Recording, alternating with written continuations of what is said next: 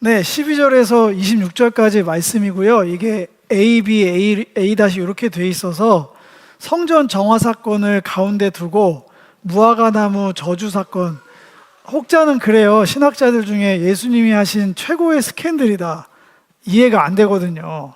읽어보시면 제가 자꾸 읽으면 읽을수록 이게 도대체 무슨 일이야 할 정도로 기이한 사건 중에 하나인데, 그게 이제 성전 정화 또 그 사건을 앞뒤로 싸고 있어서 원래 한 호흡으로 해야 되는데 각각 떨어뜨려 놔도 저희가 적용하고 생각해 볼 여지들이 많은 본문이라 떼어내서 하기로 했습니다.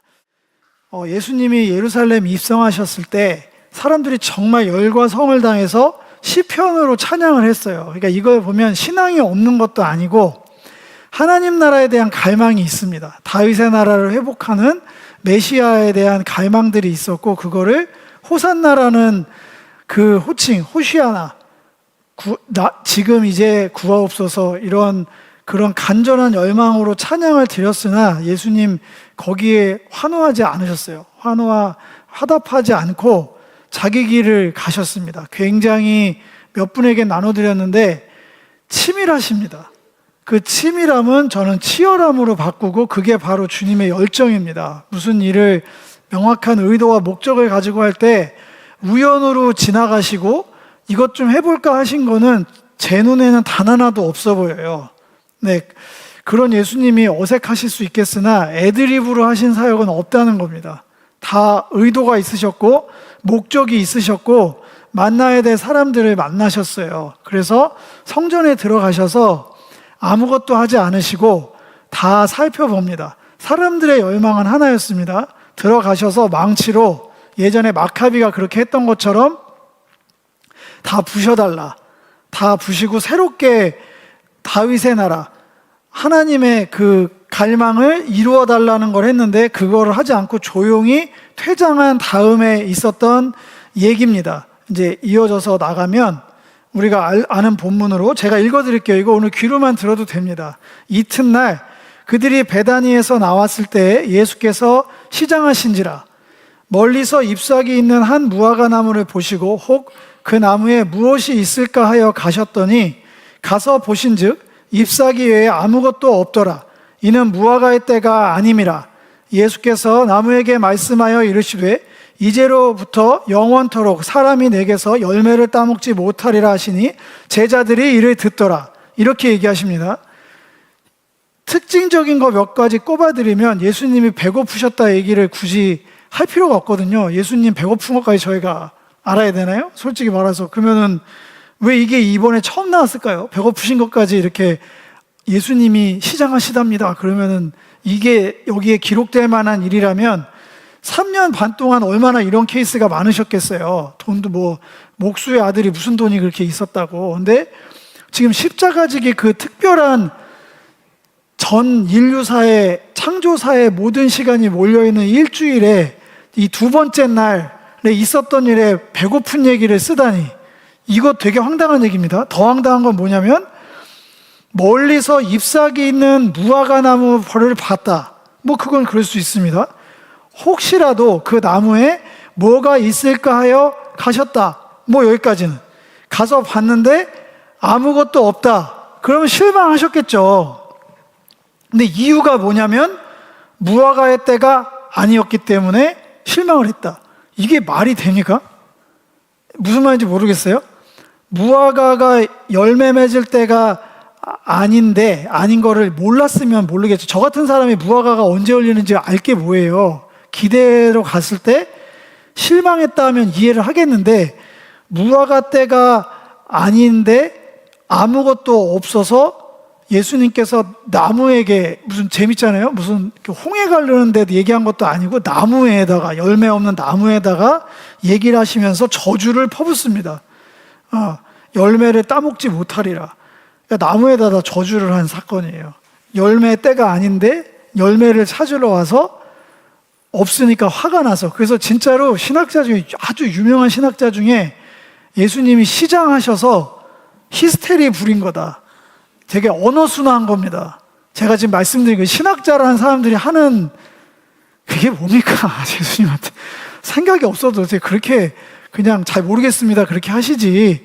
그래서 최고의 스캔들이다 그런 본문에서 나온 거예요. 도저히 이해가 안 된다. 이게 뭐 하는 건지. 그래갖고 긴장도 많이 되고 이제 십자가 지셔야 되니까 배도 고프고 하니까 정확하게 들은 대로 읽은 대로 말씀드리면 이성을 잃어서 한 실수다. 뭐 이렇게까지 얘기를 하시는데 이게 서양 신학자들의 한계예요. 네, 서양 신학자들은 무화과를 먹어본 적이 없는 사람들이거든요. 이스라엘 땅에서 이 사건의 배경을 전혀 모르니까 우리나라도 이렇게 번역을 한 거거든요. 무화과가 말 그대로 그거죠. 꽃이 없는 나무다. 근데 열매를 찾았으니까 원래는 잎이 열리고, 제가 뭐 여기 농사하시는 분이 있어서 제가 조심스러운데 제가 아는 바 잎사귀가 먼저 나오고 꽃이 피고 그게 질 때 열매가 나오는 게 원래 정상적인 거 맞죠? 원래 그렇게 된 수순이 맞는데 무화과는 여기 써 있는 대로 꽃이 없는 게 아니고요. 꽃이 피기 전에 열매가 먼저 열리는 나무입니다. 그래서 영어로는 이제 피그트리라고 해가지고 유명하죠. 그래서 여기서는 먼저 이 지명부터 좀 살펴볼 필요가 있습니다. 지난주에 이제 배경이 됐던 게 예루살렘만 기억하시는데 베다니, 벳바게 이런 익숙한 지명들이 나옵니다. 베다니, 벳바게. 예, 근데 이 베다니, 벳바게 이 벳이라는 앞에 이 수식어는 집이라는 거예요. 수식어가 아니라 앞에 이 두 단어가 붙어 있는 게, 그래서 베데스다, 그래서 벳 헤세드, 벳세메스, 벳엘. 그래서 벳은 집이에요. 히브리어로. 그러니까는 땡땡땡의 집이라는 거거든요. 그 얘기는 뭐냐면 마을 전체에 그 동네에 그거 하는 사람들이 모여 있거나 그거가 많이 열매가 맺는 동네거나 뭐 그런 뜻이에요. 그래서 벳바게는 뭐냐면 벳파게, 여기는 없네요. 벳파게, 그리고 베다니는 벳테나 이런 거의 줄임말이에요. 둘 다 무화과와 관련된 지명입니다.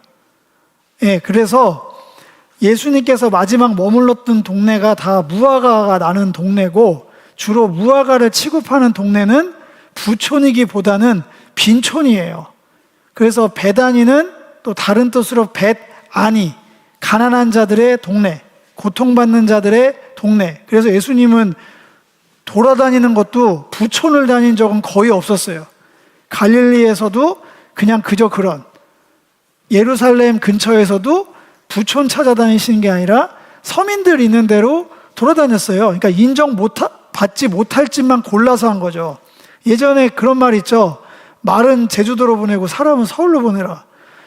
그런 말이 있었어요. 네, 근데 예수님은 무화과 동네로 간 거죠. 근데 배고프신 것부터 생각해 보겠습니다. 아까도 얘기했지만 예수님이 시장하십니다. 뭐 반대로 그러면 예수님이 화장실을 가고 싶답니다. 이런 걸 다 성경에 기록해야 될 필요가 있나요? 저희가 알아들을 필요도 없죠. 근데 콕 집어서 지금 베다니에서 나오셔서 성전 정화 사건 앞에 내가 배고프다, 예수님의 배고픔에 대한 이 시장하신지라로 풀이된 헬라어 페이나오라는 단어는 이 배고픔은 열망하다랑 같은 뜻이에요. 그래서 지금도 히딩크가 예전에 그런 얘기 했죠. 원래 이런 예와 희귀합니다. 저는 설교 때 이런 얘기를 하지 않습니다. 나는 여전히 배고프다. 기억 안 나세요? 나잖아요. 똑같은 표현이에요. 동서고금이나 똑같습니다. 배고프다는 표현은 뭐예요? 그게 나는 여전히 배고프다가 히딩크가 하는데 나는 밥을 먹어도 계속 배가 고픈 상태예요. 그건 아니잖아요. 나는 승리를 더 열망한다. 이거 갖고 만족할 수가 없다. 열망한다예요. 그러니까 이튿날 그들이 베다니에서 나왔을 때 예수님께서 그 갈망함이 폭주하셨다. 뭐에 대한 갈망이 갑자기 물밀듯 밀려 들어오는 거예요. 왜냐하면 십자가 지식이 지금 며칠 전이기 때문에 이제 지상사역이 마무리될 때거든요. 나름 성실하게 3년 반을 전심전력으로 사역을 해오셨어요. 그러니까 그렇게 씨를 뿌린 사람 입장에서는 당연히 무엇인가를 향한 열망이 생기기 나름이죠. 농사를 진 사람은 진짜 열과 성을 다했다면 열매, 알곡을 맺히는 걸 갈망하게 돼 있습니다. 사역의 끄트머리에서 너무나 당연한 상황이 직면한 거예요. 열매를 보길 원하셨던 거예요. 갈망, 자신의 사역의 결과물. 그런 내용으로 지나가다 보면 멀리서 잎사귀 있는 한 무화과 나무를 보셨다. 잘 된 거예요. 이 무화과 마을에는 무화과가 당연히 많겠죠. 그러니까 이건 특별한 일이 아니라 너무 당연한 거예요. 그 동네에 흔해 빠진, 그러니까 너무나 당연하게 그 열망을 확인하는 그 모델 같은 걸로 지금 무화과 비유가 나온 거라고. 무화과 앞에서 하는 행동들로. 그러면서 이분이 자신의 그 열망을 어디서 빗대어 찾기를 바랬냐면 무화과 나무에서 혹시라도 그 나무에 무엇이 있을까 하여 근처에 가셨다고 나옵니다. 그러니까 그냥 무화과가 아니라 예수님이 찾으시던 그 무언가를 대변할 열매를 찾기 원했던 거예요. 그래서 그 앞에까지 가신 거예요. 가서 보신즉 잎사귀 외에 아무것도 없었다라고 얘기합니다. 분명히 무엇인가를 찾아서 가까이 가셨어요. 그 열망을 확인하고자. 그런데 잎사귀 외에 아무것도 없었대요. 무화과 때가 아니라는 건 조금 이따 설명하고 식물학개론을 가야 될 것 같습니다. 이거는 이스라엘 문화를 모르면 죽었다 깨어나도 설교가 안 돼요. 여기서 아무리 뭐 박박사 할아버지가 나와도 이 본문은 해석이 안 됩니다. 아까 제가 동네 이름이 무화과 마을 이름이 여러 개가 있다고 그랬잖아요. 이거는 구글링 쳐도 나오는 거예요. 이스라엘 무화과 치시면 무화과는 8월 달쯤에 수확하는 여름 과일이에요. 그리고 첫 번째 열매가 5번이 열리거든요. 종류가 다른. 그러니까 종류가 다르다는 게 퀄리티가 다른. 맨 마지막 여름 과일이니까 여름에 열리는 거는 우리가 먹는 극상품인 거예요. 근데 그게 맨 마지막에는 그게 열리지만 제일 처음 나는 열매가 따로 있습니다. 그게 얼마나 다르냐면 파게라고 이름을 다르게 불러요. 아까 말한 벳바게, 파게의 마을. 그러니까 벳바게 마을은 뭘 많이 먹거나 취급하냐면 무화과의 첫 열매를 취급하는 동네예요. 그래서 빈촌이라고 얘기하는 거예요. 극상품은 먹지도 못하고 팔기 급급한데 그나마 여기는 벳파게, 첫 번째 무화과 나무 열매나 먹는 동네, 그런 뜻이에요. 그런 뜻이라고. 이때가 6월절이잖아요. 실제로 12달 중에 한 4월 달쯤 봅니다. 이 4월 달의 기후에는 정상적인 상황이라면 파게가 열려요. 그런데 이 파게가 왜 이렇게 맛도 별로고 극상품 무화과에 비해서는 질도 떨어지는데 이게 자꾸 왜 성경의 주제가 되냐면 서민들에게 지난해 가을에 수확이 끝나고 겨울 한 계절, 두 계절이 지나서 유일하게 당분의 첫 번째가 이 파게예요. 그러니까 농사를 짓는 빈민들에게는 당분을 취할 수 있는 기다려지는 열매예요. 볼품은 없죠. 이 뒤로는 맛있는 여름 과일이 무화과만 있는 게 아니잖아요. 뭐 포도도 있고 뭐 어마어마하게 쏟아져 나오는데 그건 됐고 당장 당 떨어진 거거든요. 당이 지금처럼 뭐 사탕이 그냥 가서 돈만 내면 얻을 수 있는 때가 아니기 때문에 이건 굉장히 귀한 열매들입니다. 네, 이 배경을 보고 미가서랑 구약에 있는 이 본문들을 보셔야 돼요. 그러면 지금 제가 얘기한 게 특이한 상황이 아니라 구약에는 이미 가득 찬 하나님의 열망이세요. 한번 읽어보겠습니다. 미가서 7장 1에서 2절인데 처음 익은 무화과가 없도다까지만 읽어보겠습니다. 시작.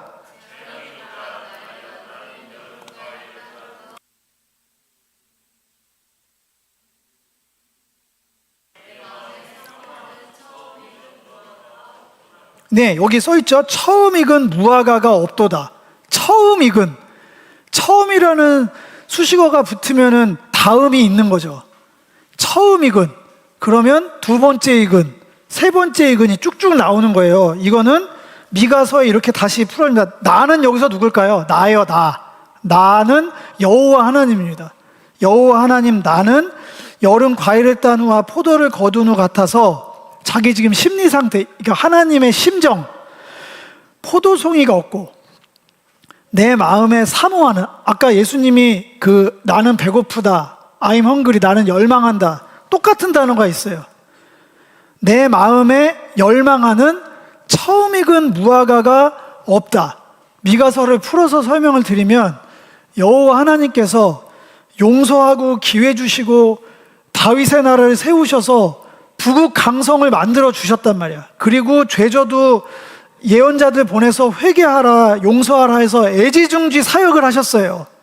그런데 그래서 이 정도 쏟아 부었으면 이제 얘네들이 언약 백성으로서 거룩한 하나님의 나라에 살아가는 제사장 나라로서 열방의 빛으로 세운 이들이 그 빛을 내기를 그렇게 사모했는데 그걸 어떻게 빗댔냐면 그 농부가 아까 제가 설명드린 대로 포도까지 다 따고 나서 계절이 바뀌어서 무화과의 처음 익은 나무 열매를 찾는 것 같은 심정으로 기대를 했다는 거예요, 여호와 하나님이. 그런데 얘네들이 뭘 했냐? 열매가 없다. 그 열매가 없는 걸 추상적이지도 않게 부연 설명하십니다. 경건한 자가 세상에 끊어졌다. 이 세상은 지금 온 우주를 얘기하는 게 아닙니다. 주님이 세우신 다윗의 나라, 그 메시아의 나라로 세운 그 나라에 경건한 자가 없대요. 정직한 사람도 그 가운데 없다. 여기서 말하는 열매는 누굴까요? 주님이 찾으셨던 경건하고 정직한 사람이에요. 그 사람이 자기는 최선을 다했는데 없는 거예요. 그 허망함을 이렇게 시적으로 미가서에 표현한 거예요. 호세아서 9장 10절도 마찬가지입니다. 눈으로만 따라오세요. 옛적에 내가 이스라엘을 만나기를 광야에서 포도를 만남같이 하였다. 얼마나 반가웠으면 너무 귀해 보인다는 거죠. 광야에서 포도를 만났다? 상상을 해보세요. 그렇게 귀하게 애지중지 소중하게 출애굽을 시켰는데 너희 조상들을 보기를 무화과 나무에서 처음 맺힌 첫 열매 봄같이 내가 했는데 걔네들이 뭘 했냐? 바알부올 가서 우상에게 몸을 드림으로 저희가 사랑하는 우상같이 가증하여 줬더라. 16절에 에브라임은 이스라엘의 별명 같은 겁니다. 애칭이죠. 에브라임은 매를 맞아 그 뿌리가 말라 열매를 맺지 못하니라. 오늘 무화과나무 저주한 거랑 비슷한 얘기가 성경에 이미 구약에 나와 있습니다. 네, 다시 돌아와서 잎사귀 있는 한 무화과나무를 보신 거예요. 잎이 열렸다는 건 파괴를 맺힐 수 있는 충분한 컨디션입니다. 때가 된 거예요. 그런데 파괴가 없어요. 열매 맺을 때, 그러니까 처음부터 태어나라는 완성된 열매를 기대하시면 예수님이 욕심 부리신 거죠. 근데 지금 구약도 그렇고 항상 무화과를 지칭할 때는 완성된 무화과를 얘기한 적이 없어요. 처음 익은 무화과 열매. 어설퍼도 괜찮아. 덜 달아져도 괜찮아. 너희들이 그렇게 완벽하게 내가 자랑할 만큼 극상품 포도주가 되기를 처음부터 기대한 그런 신앙인이 세상에 어딨나요? 여러분들 그런 사람을 본 적이 있나요? 예수 믿고 구원 받자마자 하루아침에 완성됐어, 변했어. 제일 조심해야 될 사람이에요. 성경에 그런 사람이 어디가 있어요? 사도 바울 가끔 얘기해요. 다메섹 도상에서 뒤집어진 거 아닙니까? 정말 창피한 얘기인데 목사님은 아시겠지만 최소 3년 반에서 길게는 10년 봐요. 다시 세상으로 나와 아라비아 광야 들어가서 죽도록 점검하고 나왔어요. 그냥 뭐 안수 한 번 받았다고 뭐 갑자기 없던 인격이 생기고 전부 다 거짓말입니다. 전부 다 거짓말. 그럼 예수님이 정말 무능한 신이세요. 아니 좀 죄송하지만 아니 예수 믿고 영접해서 사람을 그렇게 그거밖에 안 된다고? 그런 걸 기대하지 마. 그러니까 그걸 자꾸 기준을 자꾸 놓고 그런 간증을 들으니까 신앙이 로또랑 똑같아지는 거예요. 아무런 대가 지불 없이 아무런 과정 없이 영접하면 완성된다. 영접 기도는 필요 없는 게 아니라 시작이에요. 정말 유치원이거든요. 시작점. 그건 정말 의미 있는 날이죠. 새로 태어난 날이니까 생일 같은 건데 생일이 그 사람의 완성을 얘기하지는 않아요.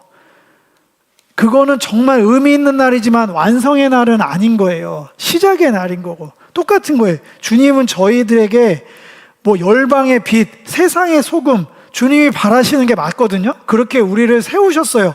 그러나 주님의 열망에 기대에 100점짜리로 부응하려고 아등바등 신앙생활을 하지 않으셔도 된다는 얘기예요. 일단 위로 차원에서 얘기하면. 단 때에 따르는 열매는 맺고 사셔야 돼요. 주님이 찾으실 때 파괴면 되거든요. 파괴 같은 거 볼품 없을 수 있어요. 정말 별거, 당도도 별거 아니고, 근데 주님은 그렇게 우리를 보신다니까요. 심정적으로 귀하다 너희들, 나는 그거면 족하다. 주님을 어떻게 저희가 만족시킬 수 있나요? 우리가 얼마나 완성돼야 태에나같이 달콤한 과일이 돼서 주님 이 정도면 되셨죠? 이거는 상상 속에서나 가능한 거. 그분이 누군지를 점점 알아가면 두렵고 떨림으로 조심스러운 한 걸음으로 나가는 게 우리가 할 수 있는 최선이에요. 그 이상은 불가능한 겁니다. 그거는 성숙도에 따라서 공감이 가실 거예요. 처음 익은 무화과 나무 그 상태, 그 열매. 그래서 이 뒤에를 풀어드리면 이는 무화과의 때가 아님이라. 한글은 이렇게 번역할 수밖에 없어요. 지금은 태에나 완성된 무화과 철이 아니니까 무화과 잎이 있을 때 파괴면 충분한데 주님이 그걸 기대하러 가셨는데 그게 없다는 거예요. 배가 고프신 예수님, 합당한 삶의 열매를 바라시는 정당한 열정입니다.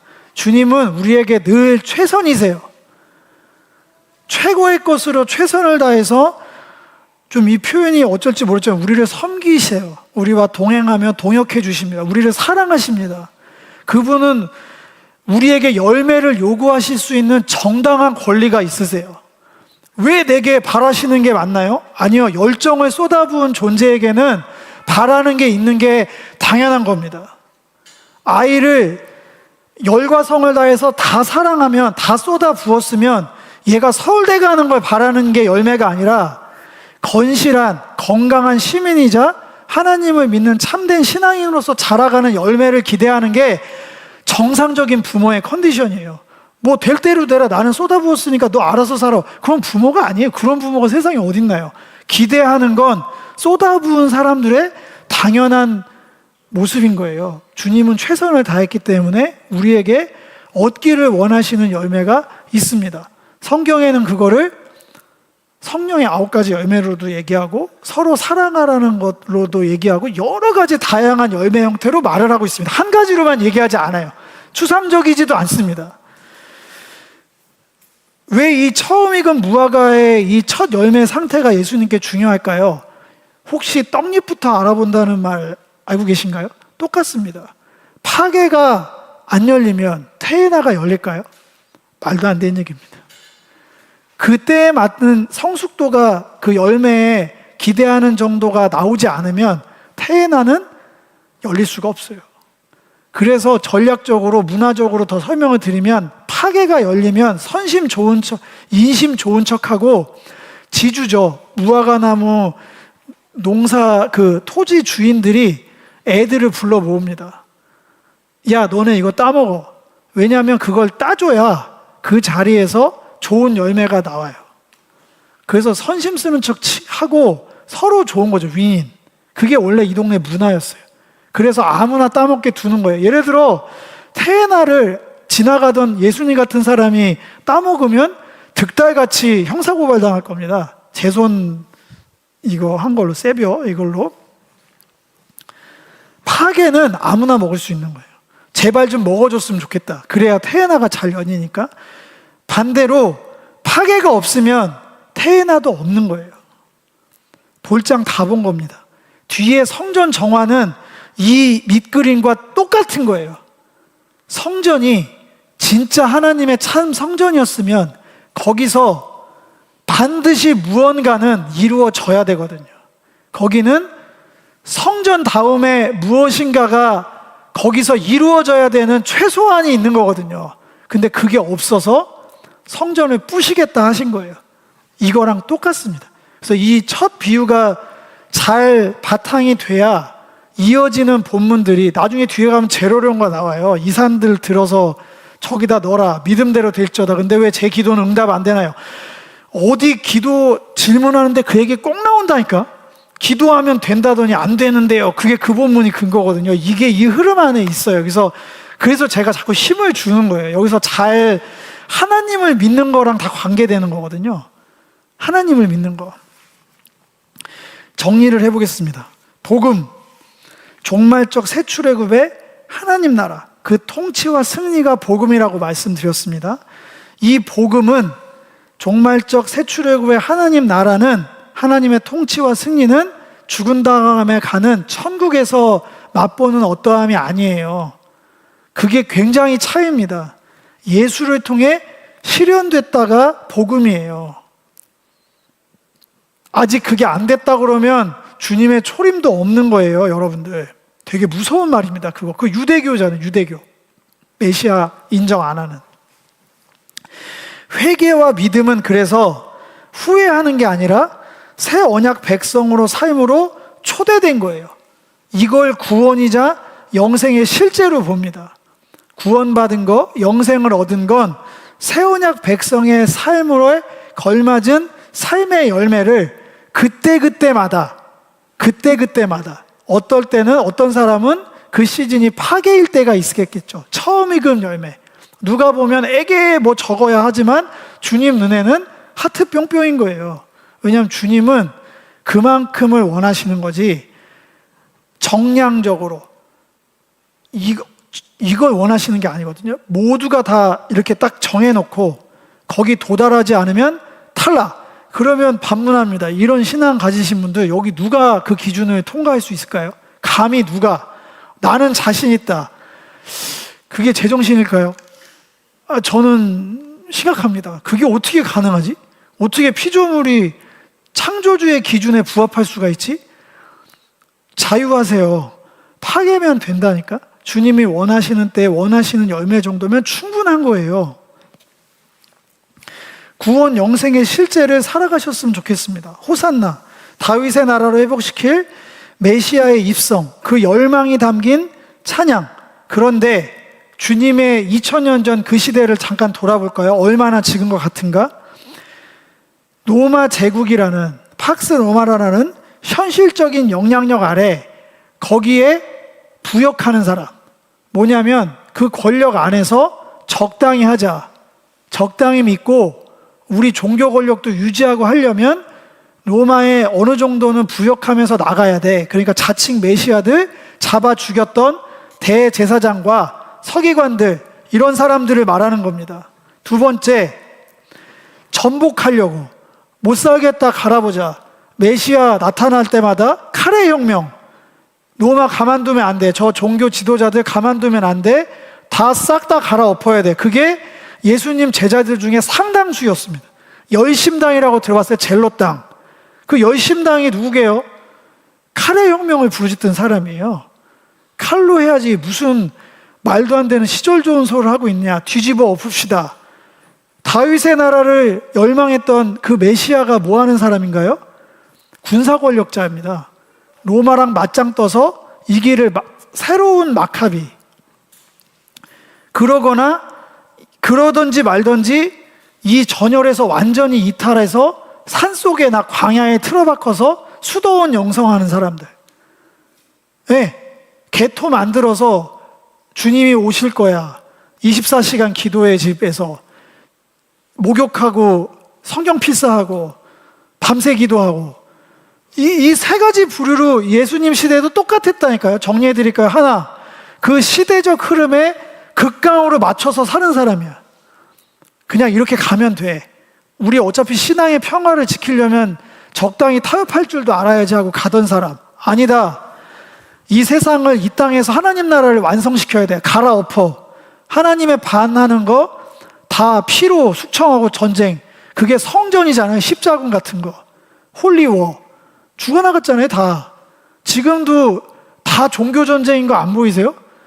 정치 지도자들이 전쟁을 어떻게 동원하게 해요? 다 종교적으로 동원하는 거예요. 성전이라고. 지하드라는 말 들어보셨어요? 이슬람도 다 성전을 하는 거예요. 신의 이름으로. 기독교도 다 신의 이름으로. 그러니까 죽기 살기로 하는 거예요. 죽기 살기로. 지금도 그 젤로 땅들이 있다니까요. 또 순진무구한 척 하면서 신앙의 순수성 유지한다고 세상과 나는 간 것 없고 구속한 주만 본다며 매일 교회에서 예배만 드리는 사람들. 주님이 그게 답이었으면 그렇게 하셨잖아요. 와가지고 예배 툴을 가르치셨겠죠. 24시간 기도는 이렇게 드리는 거다. 예배는 이렇게 하는 거야. 경건의 모양은 이렇게 하는 거야. 그런 거 가르친 거 하나도 없습니다. 산상수훈에도 어떻게 사는지에 대해서 그렇게 디테일하게 얘기를 하셨지, 예배를 드릴 때는 순서를 이렇게 하고 너희들이 구분돼야 되니까 뭐 음식을 구별하고 뭘 어떻게 하고 저떻게 하고 그런 얘기를 하신 구절은 단 한 건도 없습니다. 그러니까 2000년 전이나 지금이나 진짜 메시아를 따라가는 게 아니에요. 주님은 피해 혁명을 하신 적도 없고 로마의 법을 따라간 적도 없어요. 개토돼서 예배하다가 끝낸 적도 없고 주님이 하라는 사명을 정말 빛이 되신 거예요. 요새 빛 뭐랄까 유행어 있잖아. 정말 빛이다. 그런 표현 아세요? 요새 애들이 MZ 애들이 많이 쓰는 말, 정말 빛이다. 네?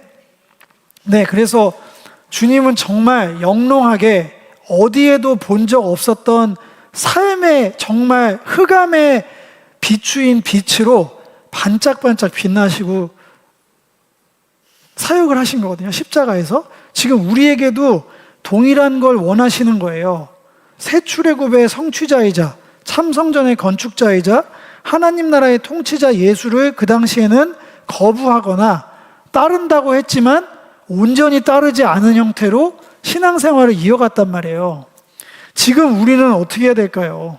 지금 우리는 주님의 나를 향한 열매를 원하시는 걸 부담스러워 하시면 안 됩니다. 너무 당연한 거예요.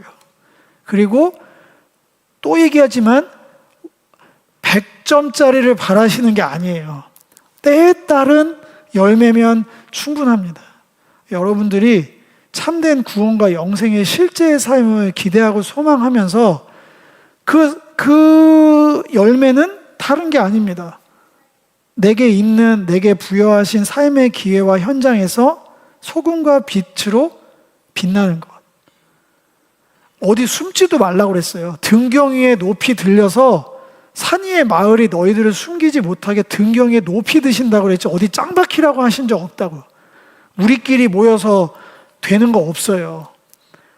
빛과 소금으로서 이방의 빛으로 우리를 부르셨다고 하셨으니까 정말 여러분들 모두가 가정이면 가정, 일터면 일터, 교회면 교회, 누굴 만나든 어디서든 빛나셔야 돼요.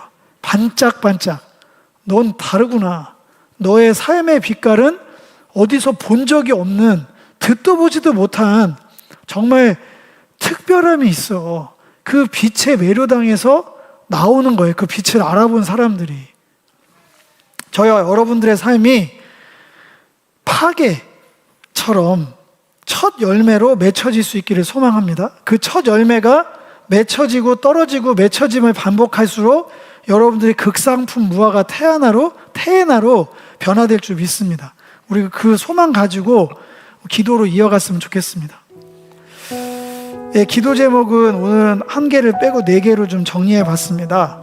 주님께서 열매를 찾으실 때 정말 드릴 것이 있는 삶으로 살아가게 하소서. 주를 통해 실현된 종말의 하나님 나라를 지금 여기서 잘 적응하고 최적화로 살아갈 수 있게 도와주십시오.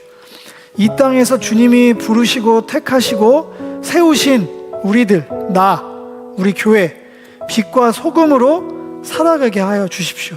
그 방법으로 우리 교회에게 삼위일체 하나님의 환대 레시피로 환영, 동행, 동역하게 하셨사오니 전심으로 주의 빛을 닮아가고 반영할 수 있는 우리들 되게 하여 주십시오. 먼저 이렇게 공동의 기도 제목으로 기도하며 더 특별한 기도 제목으로 더 나아가도록 하겠습니다. 기도하겠습니다.